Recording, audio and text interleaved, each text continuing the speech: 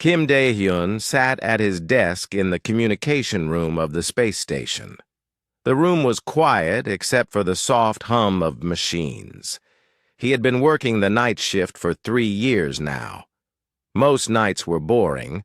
Ships would call in to report their location. Traders would ask for permission to dock. Sometimes a mining crew would send updates about their work. But tonight was different. A weak signal came through the speakers. The sound was full of static and hard to understand. Kim. Dae-hyun turned up the volume and listened closely. The voice speaking was not human. It sounded scared.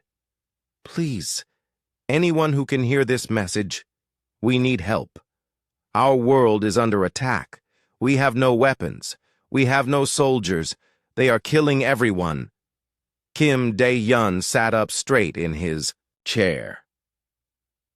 His hands moved quickly over the controls to clean up the signal. Slowly, the voice became clearer. My name is Velkan of the Rilani people. Our planet is called Riltos. The Korthak Empire has invaded our world. They want our quantum crystals. We cannot fight them. We are a peaceful people. We build things. We think about science and art. We have never made weapons. The message continued. Kim Dae-hyun recorded everything while his heart beat faster. First contact with aliens always meant trouble. Good news never came from unknown species. The Korthak ships appeared in our sky 3 days ago. They demanded we give them all our crystals. When our leaders tried to talk to them, they began bombing our cities. Millions of my people are dead. The survivors are hiding underground. Please, if anyone can hear this, we will share our technology with you if you help us. We just want to live. The signal faded away. Kim Dae-hyun played the message again to make sure he heard everything correctly. Then he called his supervisor. Sir, you need to hear this right now. 20 minutes later, the communication room was full of people. Admiral Park Min-ho arrived with his staff. They all listened to the message 3 times. The room fell silent when it ended. How far away is their planet? Admiral Park asked. Kim Dae-hyun checked his computers. About 3 weeks' travel time. Sir, the signal is coming from the outer edge of known space. What do we know about these Rilani? Lieutenant Commander Oh Minji stepped forward. She had studied alien cultures for 15 years. We have some records about them, sir. They are known as master engineers. They build the best starships in the galaxy, but they never put weapons on them. They are completely peaceful. They have never fought a war. And the Korthak? Bad news, sir. They are a military empire. They take over planets by force. They use slave labor to mine resources. Very brutal, very efficient. Admiral Park walked to the window and looked out at the stars. His staff waited for him to speak. What ships do we have available for rescue mission? Colonel Lee Jin-woo checked his data pad. Sir, our main battle fleets are fighting in 3 different sectors. The first fleet is dealing with pirates near the Mars colonies. The second fleet is protecting our mining operations in the Centauri system. The third fleet is on patrol duty along the border with the Zephyrian Alliance. What about reserve forces? The only ships we have ready are from the rehabilitation fleet, sir. Everyone in the room looked uncomfortable. The rehabilitation fleet was where the military sent soldiers who could no longer fight in regular units. Old officers who were too slow. Veterans who had been injured badly in previous wars. People with medical problems. People with mental problems from combat stress. How many ships? Admiral Park asked. 1 carrier, 3 destroyers, and 6 support vessels. About 800 crew members total. Admiral Park was quiet for a long moment. He knew what his officers were thinking. The rehabilitation fleet was not meant for combat missions. These ships were supposed to do easy jobs like transporting supplies and patrolling safe areas. Sir, Colonel Lee said carefully. Maybe we should wait. The Second Fleet could be recalled in 2 weeks. They have better ships and trained soldiers.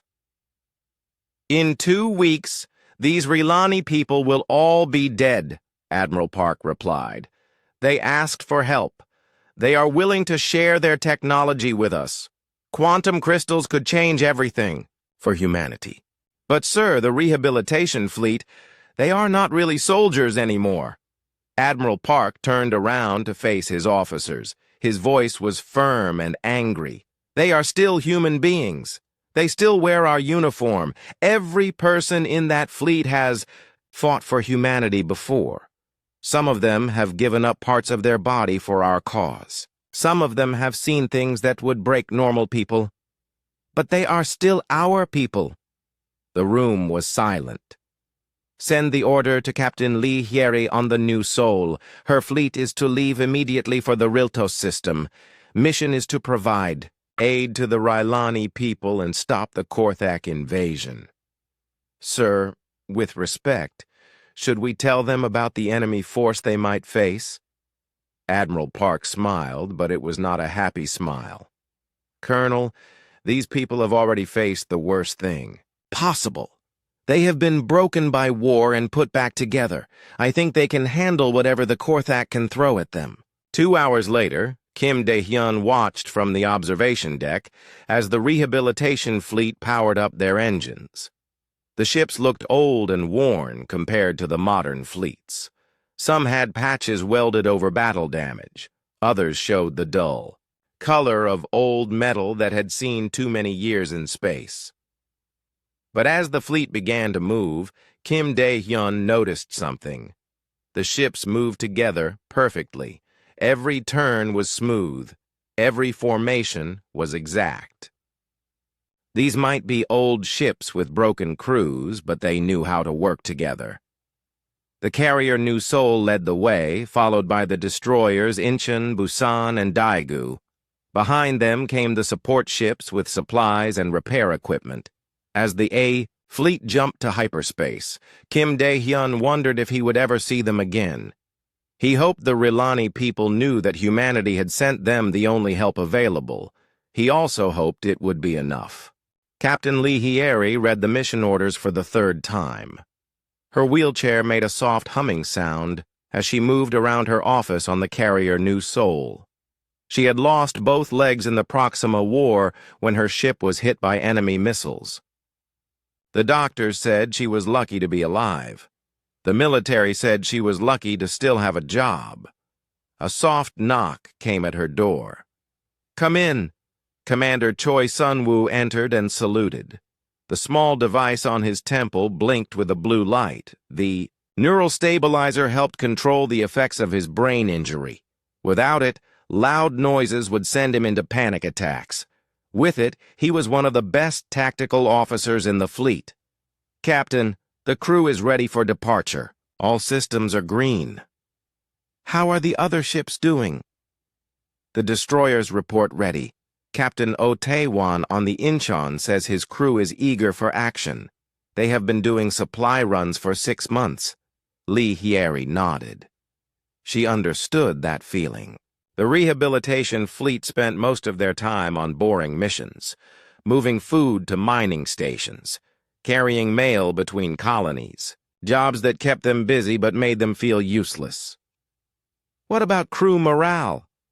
Choi Sun-woo was quiet for a moment. "Mixed, Captain. Some people are excited to finally do something important. Others are worried. They know this is not a normal mission. For us." "Worried about what?" "They think we are being sent to die, Captain. They think the High Command wants to get rid of the disabled veterans. Send us on an impossible mission so they do not have to pay our medical costs anymore." Lee Hyeri had thought the same thing when she first read the orders. The rehabilitation fleet fighting against a military empire seemed like suicide. But as she thought about it more, she began to see it differently. "Commander, call a meeting. Of all senior officers, every ship, use video conference. 30 minutes later, the screen in the conference room showed 9 faces. These were the people who would lead 800 soldiers into battle against an unknown enemy. Captain O-Taewon from the destroyer Incheon looked tired. He had not slept well since his injury 2 years ago.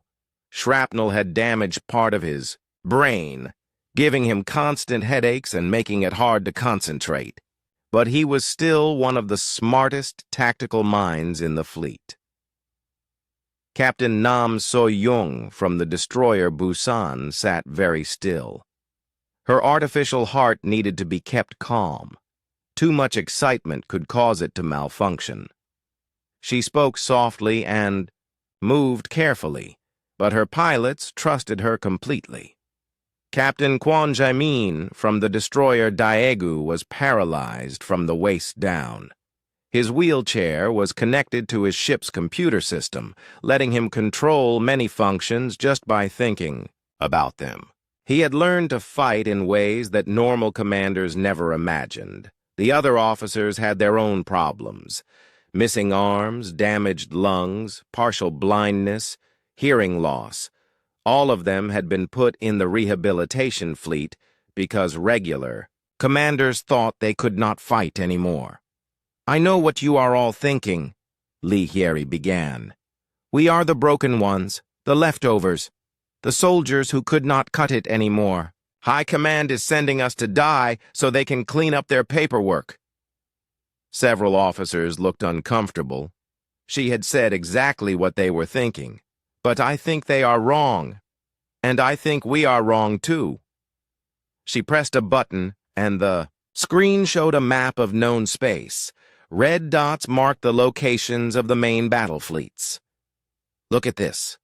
The first fleet is fighting pirates. Important job, but pirates are not very dangerous. Small ships, bad tactics, no real training. The second fleet is protecting mining operations. Also important, but they are fighting against raiders and thieves. The third fleet is on patrol duty. They have not seen real combat in 2 years. The screen changed to show information about the Korthak Empire. "We are going to fight an empire that has conquered 12 worlds in the past 5 years. They have professional soldiers, modern weapons, and good ships. This is the most dangerous mission humanity has taken on in a decade. So why send us?" Captain O-Taewon asked. "Why not recall one of the main fleets?" "Because Admiral Park knows something the others do not understand," Lee Hyeri replied. "We are not the broken ones. We are the survivors." The room was quiet. On the screen, the other captains looked confused. Every person in this fleet has been through something that would destroy normal people. We have been shot, burned, cut, poisoned, and blown up. We have seen our friends die. We have been told we will never fight again. We have been put in a fleet for people who are finished. Lee Hyeri moved her wheelchair closer to the camera. But here we are, still alive, still serving, still ready to fight. We did not break. We bent, but we did not break. And now we have learned things that perfect soldiers never learn. She looked at each face on the screen. "Captain Nam, your artificial heart means you cannot get excited in battle. That makes you calmer and smarter than any normal pilot. Captain Kwon, your connection to your ship's computer lets you control things faster than anyone with working legs. Commander Choi, your neural stabilizer does not just control your panic. It makes you see patterns that others miss." Around the conference table, officers began to sit up straighter. "The Korthak are expecting to fight regular human soldiers. They have studied our tactics and our weapons. They know how normal humans think and fight. But we are not normal anymore." Captain O-Taewon smiled for the first time in months. "They have no idea what they are about to face." "Exactly. We are going to show them what happens when humans refuse to stay broken." The meeting ended with very different feeling than it started. Officers returned to their ships and talked to their crews. Word spread quickly through the fleet. They were not going to die as failures. They were going to fight as survivors. Chief Engineer Han Ji-won worked in the engine room with her prosthetic arms. The mechanical limbs were stronger than human arms and did not get tired. She could work in radiation that would kill normal people. Her crew loved watching her fix things that no one else could touch. Navigation Officer Yang Min-soo sat at his console with his eyes closed. He had been blind for 3 years, but his neural interfaces let him see space in ways that normal vision never could. He could feel the gravity of stars and the magnetic fields of planets. He navigated by sensing the universe itself. Medical Officer Kang Yoonji checked her life support systems. The poison gas that had damaged her lungs also gave her perfect understanding of how toxins worked. She could treat chemical weapons injuries better than any normal doctor.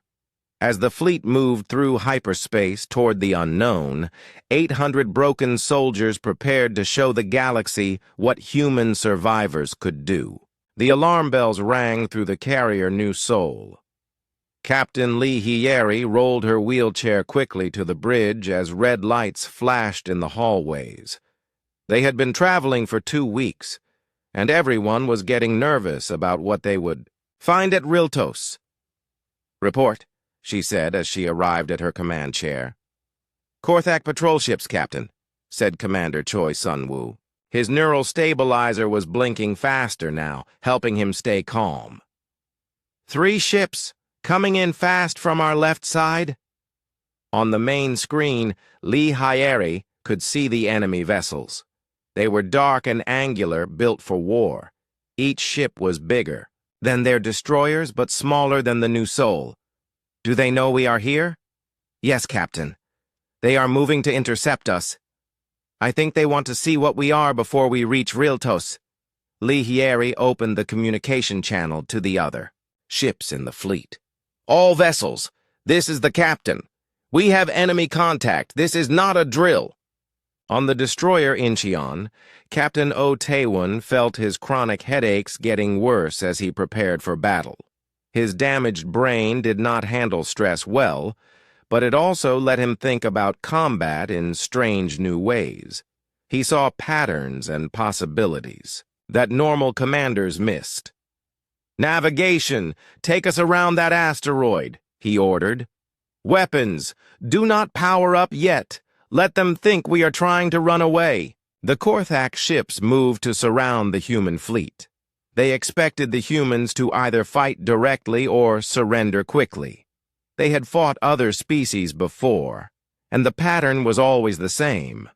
But the human ships did something unexpected.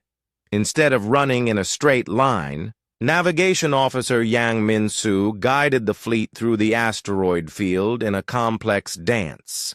His blindness was actually an advantage here. While normal pilots had to look at the asteroids and judge distances, Yang could feel the gravity and magnetic fields of every rock. He moved the ships through spaces that looked impossible. "How is their pilot doing that?"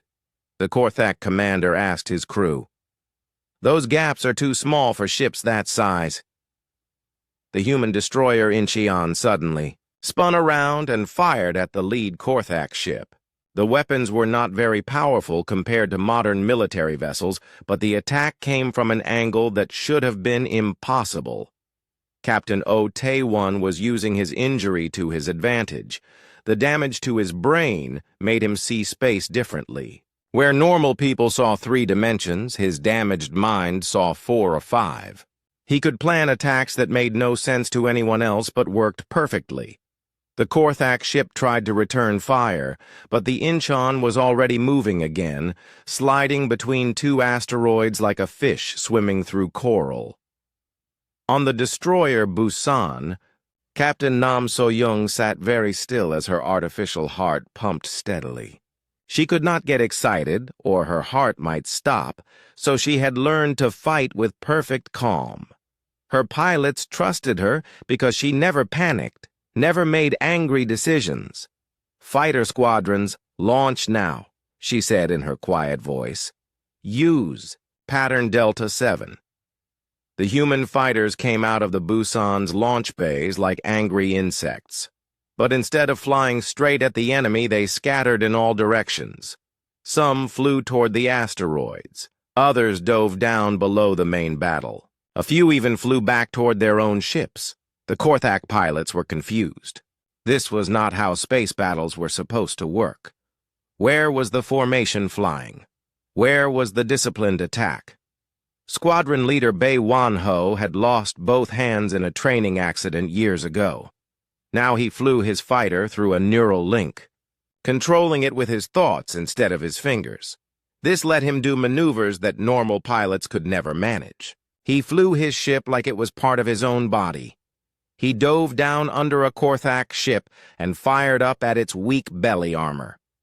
Before the enemy could turn to shoot back, he was already spinning away, twisting through space in ways that would make a normal pilot sick. On the carrier New Seoul, Chief Engineer Han Jiwan was working with her prosthetic arms to keep the ship's systems running. The mechanical limbs let her work on live power systems without getting electrocuted. She could repair damage while the battle was still going on, something that normal engineers could never do. "Captain, I am reading massive radiation from that Korthak ship," she reported over the communication system. "Their weapons are leaking energy."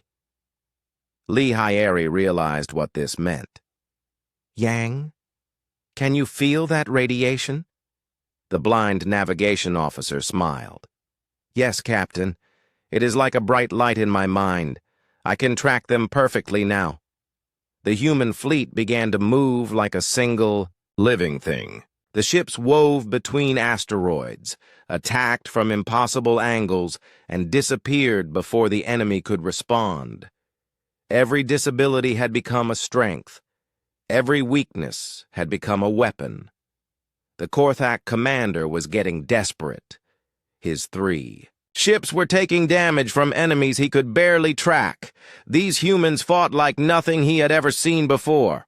"All ships, concentrate fire on the carrier," he ordered. "If we destroy their command ship, the others will surrender."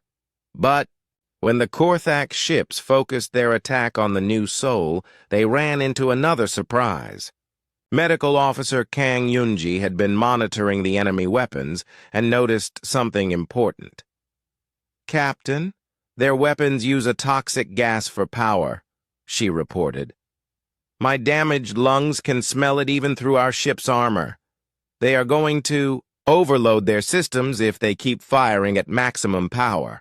Lee Hyeri smiled. "All ships, defensive pattern only.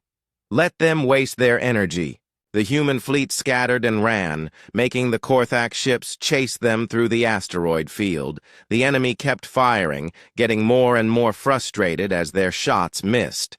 And then it happened. The lead Korthak ship's weapons overheated and exploded. The blast tore a hole in the side of the vessel, and atmosphere began leaking out into space. The other 2 Korthak ships stopped firing and began to retreat. "Should we pursue, Captain?" asked Commander Choi Sun-woo. Lee Hyeri shook her head. "Let them go. They need to report back to their fleet about what they saw here."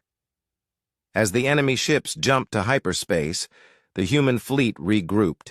There had been no casualties, only minor damage to 2 ships. "How did we do that?" asked Captain Oh Tae-won over the communication channel. "We did not fight like they expected us to fight," Lee Hyeri replied. "They studied normal human tactics. They prepared for normal human soldiers. But we are not normal." The fleet continued toward Riltos, but now the mood was completely different. The crew members who had felt like failures and rejects now walked with confidence. They had faced professional military forces and won easily, but Lee Hyeri knew the real test was still coming. The patrol ships were just scouts. When they reached Riltos, they would face the main Korthak invasion fleet. hundreds of ships with thousands of soldiers. She looked out at the stars and wondered if 800 broken humans would be enough to save an entire alien civilization. In a few days, she would find out. When the human fleet arrived at Riltos, the sight made everyone on the bridge fall silent. The beautiful blue and green planet was surrounded by dark Korthak warships. Smoke rose from burning cities on the surface, pieces of destroyed Rilani. Ships drifted in orbit like metal snow. "How many enemy vessels?" Captain Lee Hyeri asked. Commander Choi Sunwoo checked his instruments. The neural stabilizer on his temple was working hard to keep him calm. 43 ships, Captain. 12 heavy cruisers, 20 destroyers, and 11 support vessels. Lee Hyeri did the math in her head. The human fleet had 10 ships total. The enemy had more than 4 times as many vessels, and most of them were bigger and more heavily armed.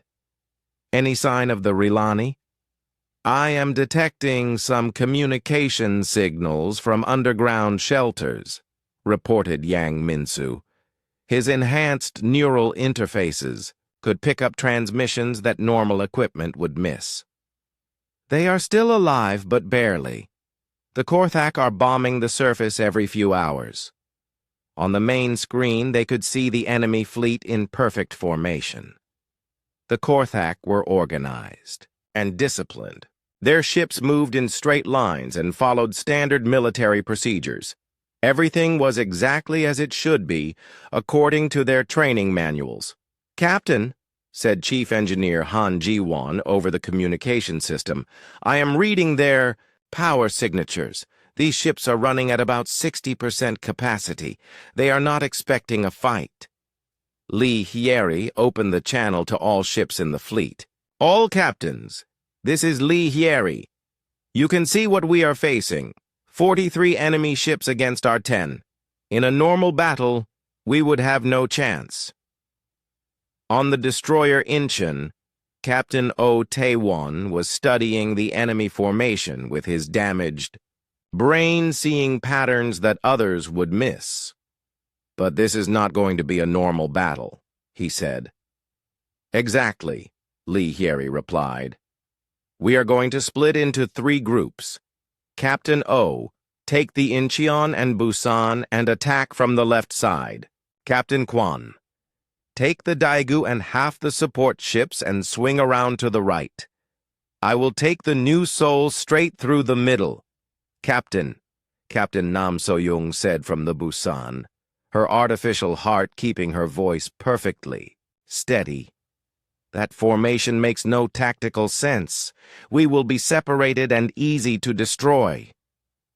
"That is what they will think, too," Lee Hyeri smiled. "But we are not trying to win a normal space battle. We are trying to rescue the Rilani people. Sometimes, the best way to win is to not play by the rules." The human fleet split apart and began moving toward the enemy. The Korthak commander, Thraknor, watched from his flagship with growing confusion. "What are they doing?" he asked his tactical officer. "This formation is suicide." "I do not know, sir. Their ships are old and outnumbered. Maybe they are desperate. Or maybe they are crazy," Thraknor muttered. He had read reports about human military tactics, but this made no sense at all. Captain Oh Taewon led the first attack group toward the left side of the Korthak formation. His chronic headaches were getting worse, but the pain actually helped him think more clearly. He could see openings in the enemy formation that normal commanders would never notice. "All ships, follow my lead," he said. "Do not think about what I am doing. Just copy my movements exactly." The Incheon and Busan began moving in a complex pattern that looked like random flight. They looped and twisted through space, sometimes flying straight at enemy ships and then turning away at the last second. The Korthak ships tried to track them, but the unpredictable movement made it impossible to get a good shot. Squadron Leader. Bei Wanho launched from the Busan with his fighter squadron. Flying through his neural link instead of with his hands, he could make his ship dance through enemy fire like it was performing in an air show. His missing hands had forced him to develop a completely new way of fighting. On the right side of the battle, Captain Kwon Jae-min was using his wheelchair connection to his ship's computer to control multiple systems at once. His paralyzed legs might have ended his normal military career, but they had forced him to learn to fight with his mind instead of his body. "Support ships, begin landing operations," he ordered. "Take us down to the planet's surface." This was the most unusual part of the plan. While the space battle was happening above, half of the human fleet was going to land on Riltos and fight the Korthak ground forces directly. The transport ships broke through the atmosphere while the destroyers provided cover. On board were soldiers, who had been written off as unfit for combat duty. Squad leader Yoon Ji-hoon could not speak anymore after a throat injury, so he commanded his troops with hand signals. His soldiers had learned to fight in complete silence, which made them perfect for surprise attacks. Demolitions. Expert Song Hanul had lost fine motor control in her hands, so she operated explosives with her thoughts through a neural interface. She could set off multiple charges at once while running through enemy fire. Sniper Lim Dong-yun found that his nerve damage actually made him a better marksman. The slight tremor in his hands created a natural rhythm that helped him time his shots perfectly, as the human ground forces began attacking Korthak positions on the planet. Velkin and the other Rilani survivors watched in amazement from their underground shelters. "Who are these humans?" Velkin asked his companion. "They fight like nothing I have ever seen." "They appear to be damaged," his friend replied. "Some are missing limbs, others seem to have injuries. But they fight like they cannot be stopped." In space above, the main battle was reaching its peak. Captain Lee Hyeri had taken the new soul straight into the center of the Korthak formation, which should have been suicide. But her crew was using every one of their disabilities as a weapon. Chief Engineer Han Ji-won was repairing battle damage with her prosthetic arms while the fight was still going on. Her mechanical limbs could work in areas where radiation or electricity would kill normal hands. Medical Officer Kang Yoonji was using her damaged lungs to detect chemical weapons and toxins that the enemy was using. She could warn the crew about dangerous gas attacks before anyone else even knew they were happening. Navigation Officer Yang Min-soo was flying the huge carrier through spaces between enemy ships that no sighted pilot would dare attempt. His blindness let him sense gravity fields and magnetic forces that guided him through impossible passages. Commander Thraknor was becoming desperate. His perfectly organized fleet was being torn apart by enemies who seemed to ignore all the rules of space. "Combat! How are they doing this?" he shouted at his officers. "They are outnumbered 4-1. Their ships are ancient. Their crews should be terrified." "Sir, I think these are not normal humans," his tactical officer replied. "They fight like they have nothing left to lose." On the planet's surface, the human ground forces had linked up with Rilani survivors and were using the aliens' advanced technology in ways the Korthak had never imagined. Dr. Kim Hye-jin, the fleet psychiatrist, was helping coordinate psychological warfare that was breaking enemy morale.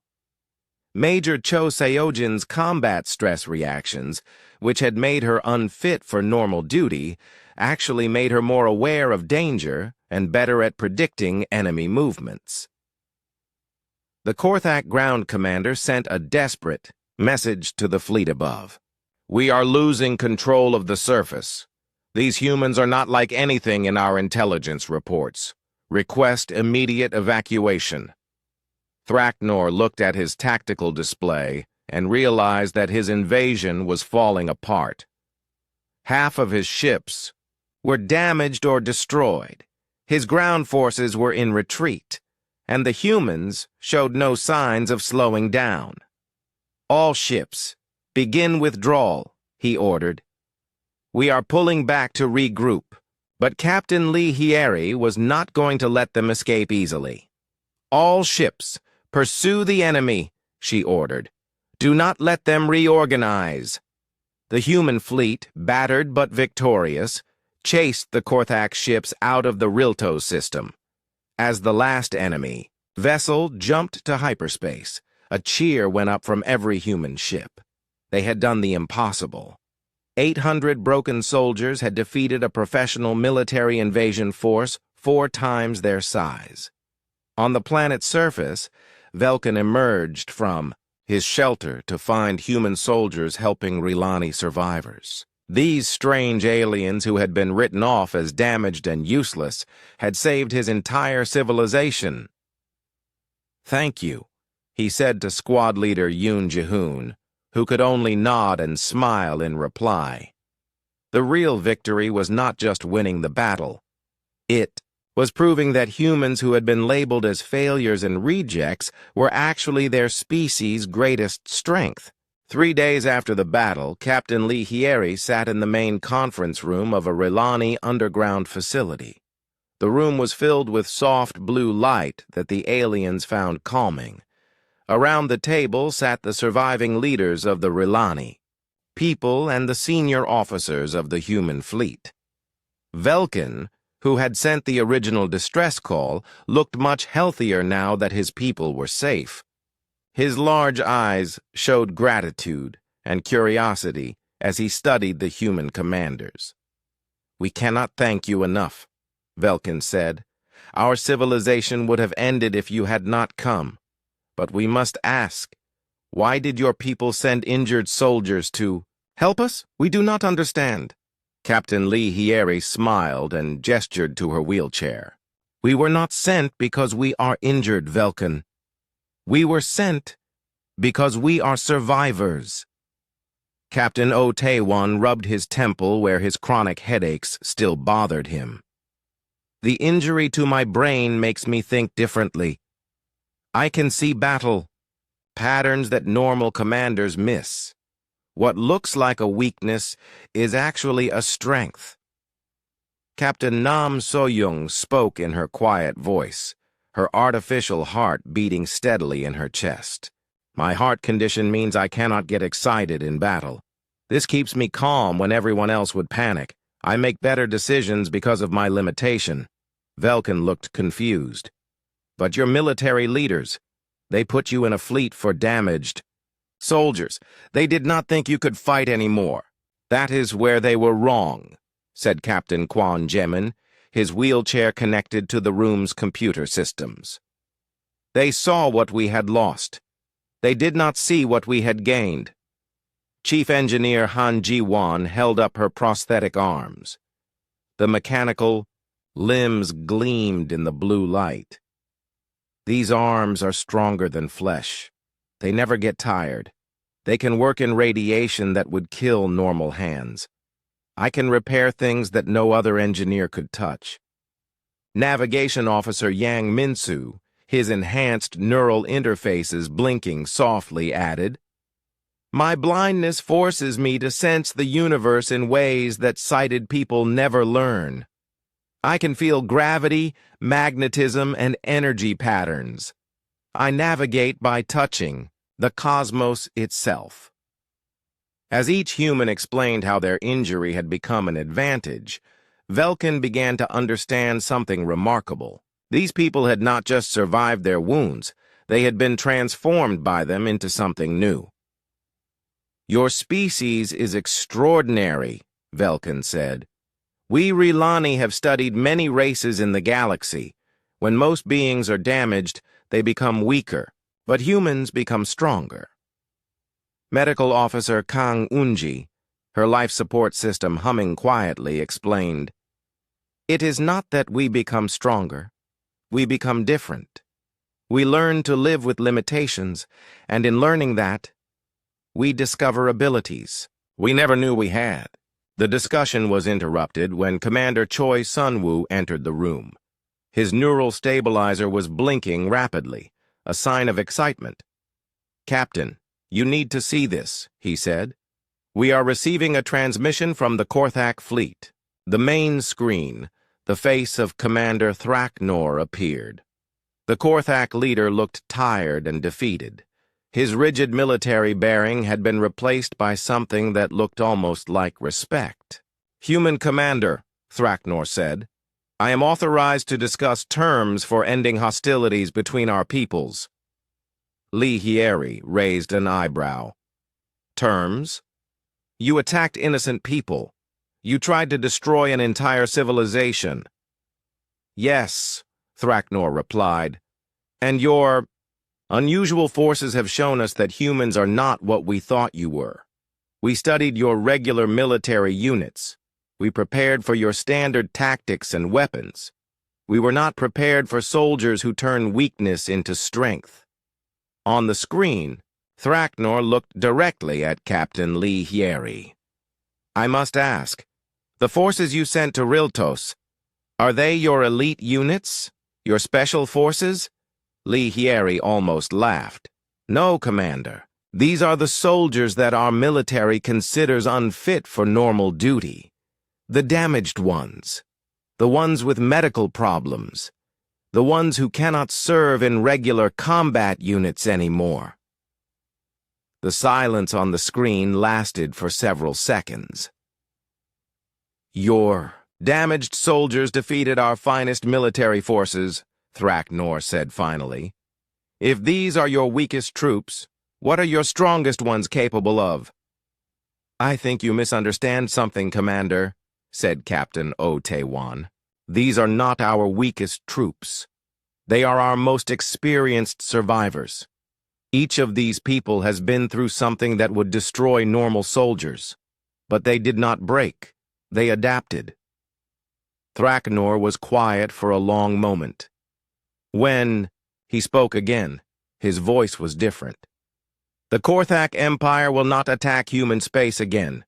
We will spread word to other military powers that humans are unpredictable, that your people do not follow normal patterns of warfare." "That would be wise," Lee Hyeri replied. After the transmission ended, Velkin looked around the room at the human officers. "What happens now?" he asked. "Now we help you rebuild," said Lee Hyeri. "That was always part of our mission."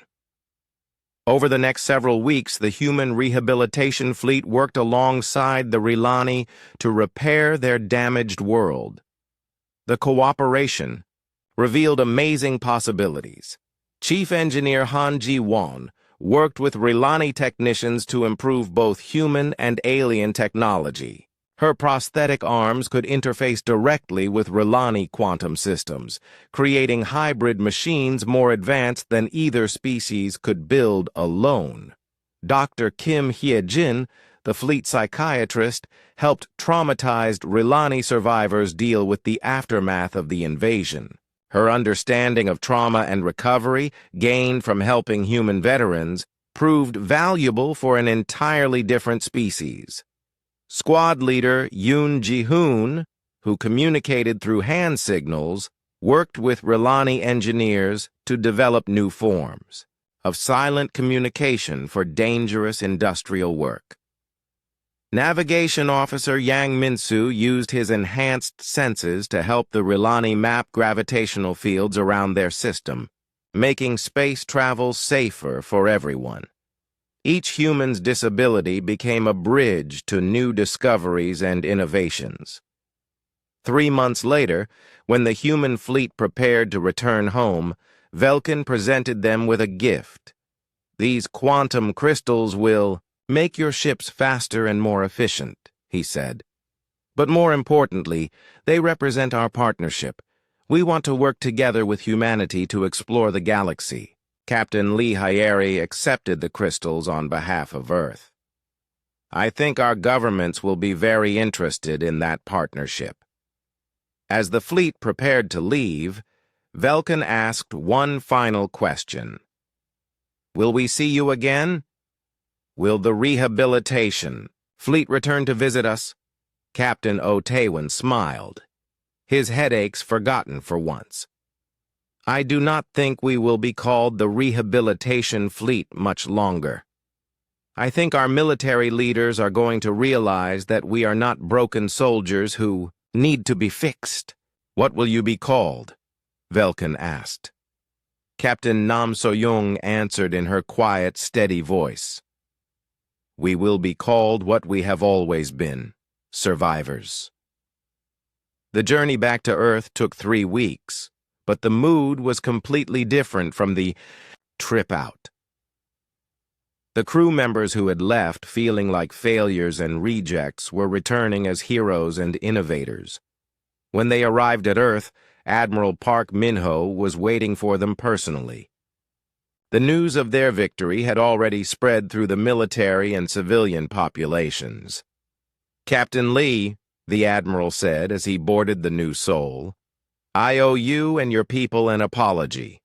I sent you on this mission because you were the only ships available. I thought I was sending you to do your duty and probably die trying.